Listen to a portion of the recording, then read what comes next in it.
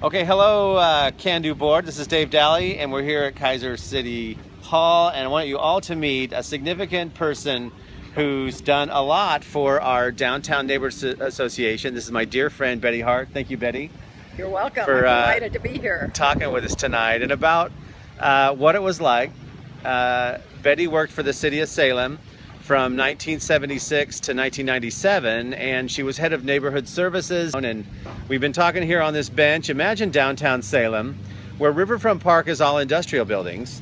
There's no Salem Center Mall, and it just must have looked really different than today. It did. And actually, yes, a good deal of that development was kind of on the city council agenda, and actually CAndo's agenda at that time during the late 70s and into the 80s quite a bit. And we talked about Senate Bill 100 that passed in 71, where the city really needed to connect and form all these neighborhood associations because it defined urban growth boundaries. They had to make plans, and citizens needed to weigh in, whether you had 5 acres that you could put 20 houses, or you own a 20-acre parcel and you could put a farmhouse. The city really organized, did they not, at that time? Right. They played a key role in organizing the neighborhood associations and getting them all started and underway, and kind of have continued to provide support to them over the years. And then you mentioned that CAndo met in the morning. It was mostly building owners. Tell us about what it was like to be in those meetings in downtown. Yeah, right. Well, they did meet essentially before work, and the board was made up almost exclusively of representatives of business or business owners or property owners. There were a few property owners who participated. Almost none of them ever lived in downtown Salem. And a good deal, I think they were a little challenged with finding their way, because there were lots of groups involved with the redevelopment issues, but it was high on their priority list as well. And of course, then they also focused on the city policy issues that would affect any downtown businesses, development issues aside. And our resident totals downtown, you said, were very, very low. Yes. Makes sense? And I don't know exactly what they were, but primarily the residents in the downtown area were made up of low-income people who lived in studio apartments, old converted hotel rooms, or large homes that had been converted into apartments. And many of them, first of all, were low income, and secondly, had other issues in addition to their financial situations. And probably some Willamette students, I would think. Well, there probably were. Yeah. Yeah. And now we jump forward. You're now, donating your leadership skills to the Kaiser Fire District, and you are regularly downtown. And you're seeing kind of, its new vibrancy, and you're seeing all these 180 residents coming in at,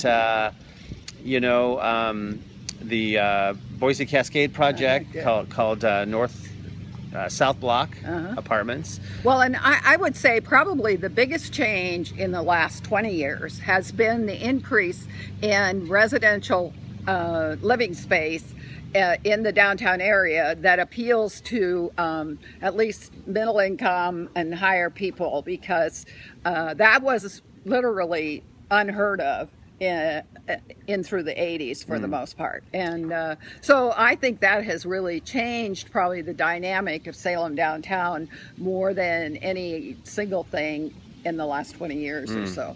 So now with this higher concentration of residents, and we look at all the wayfaring signage coming into downtown, not one sign coming either from West Salem or coming off I-5 says Central Area. They all say historic downtown Salem. Right. And we're having discussions weighing pros and cons of changing the name of CAndo to Downtown Salem Neighborhood Association. What would your thoughts be on something like that? Well, it certainly makes sense for you to be discussing that, for sure. CAndo stands for Central Area Neighborhood Development Organization, which really probably doesn't mean as much today as it might have in the mid-70s and into the 80s. So I think it's a great thing that you're talking about that, and especially as you're bringing in other partners such as the Salem Police Department and others who are interested in what the CAndo Neighborhood Association is doing. Yeah, and it's an exciting time. Downtown is so vibrant, and I really see it's going to continue this process of buildings getting redone. And when you bring in 180 residents, those are 2.5 people usually, take an apartment. So that's times 180. That's like 1,000 more people walking, riding, living downtown. It's just going to create this wonderful, hopeful vibrancy. Right. And it's us who live here now who need to chart our next path. Right. Because we're not developing Riverfront Park, but we need to create a safer evening. We need a busier Thriver evening in downtown, and I'm just excited to be around the table to work with businesses, employees, residents, and building owners to say what's a 2015 plan to make 2020 better than now. Yes, I think that is exciting. I have to say, I've heard a lot of people complain about how early in the day or evening that Salem shuts down downtown. But I have been in cities in other parts of the country where literally you could not find a business open downtown after 6 p.m. You know, the sidewalks were rolled up because that's just the way it was. And I think, between the city and some of the neighborhood associations, including CAndo, maintaining that vibrancy downtown has been pretty effective in Salem overall. So yeah, yep. So thank you so much for talking with us. It's so fun to have worked with you on some prior projects here in the city of Kaiser. And then thank you,